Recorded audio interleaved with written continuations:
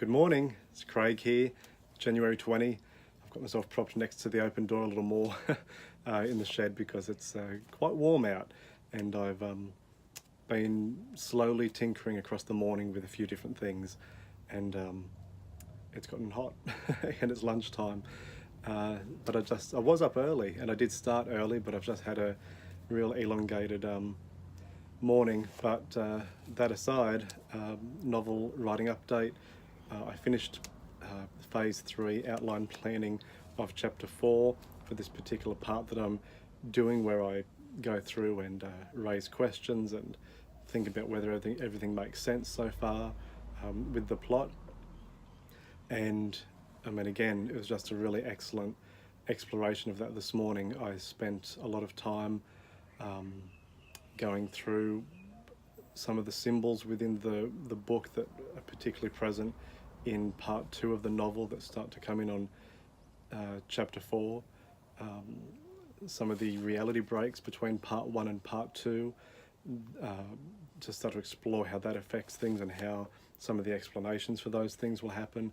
So I think I'm spending a lot of time at the moment working out how to explain particular concepts that are within the book and that structure the way that the reality happens within the book, and what some of the symbols and some of the things mean in the book. And I know what they mean.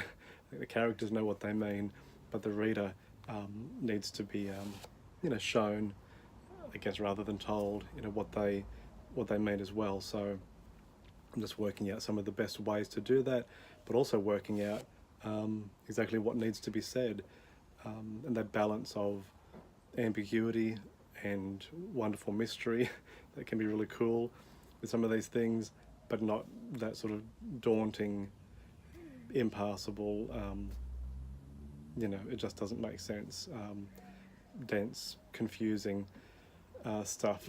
So it's that line, and working out who speaks to that line, and from whose voice some of those things are spoken.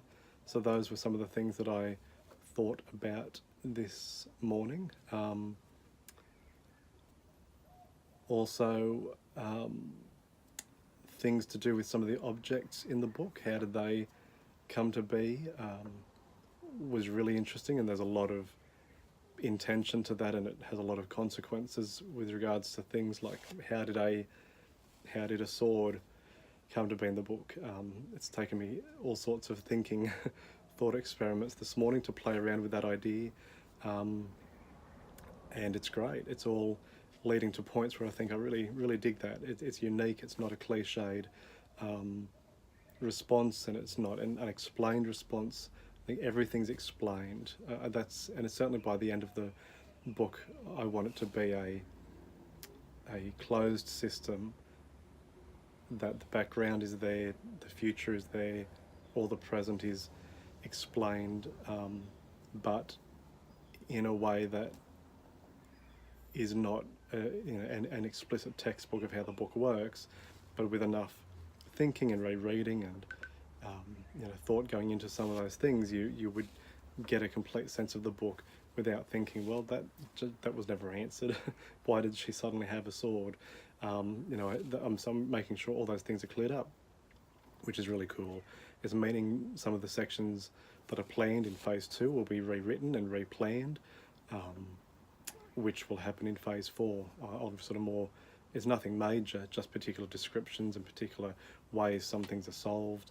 I'll be splicing those into the scenes that I write more detail of in the 4th round of outline planning. So that's it. That's the key things for my writing this morning.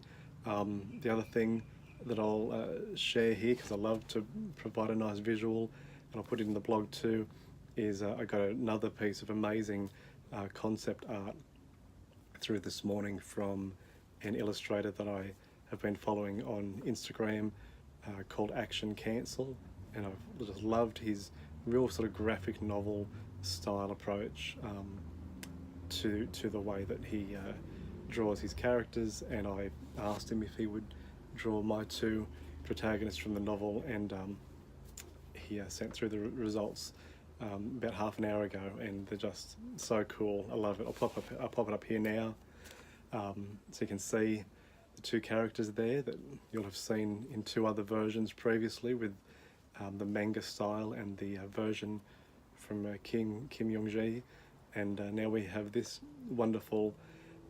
I just want to read the graphic novel version of this or play the game version of this. I think it's just such a cool painterly illustrator take on it. So yeah, very cool. Very pleased with that. So I'll pop that up on the blog, and I'll be sharing that on social media. So thank you for watching. I hope you have a terrific day, and I will be back tomorrow morning, but I won't be here in the shed. I will be in a hotel room. So I don't know what it looks like at the moment, but we will both find out tomorrow morning. So have a good day, and I'll see you then.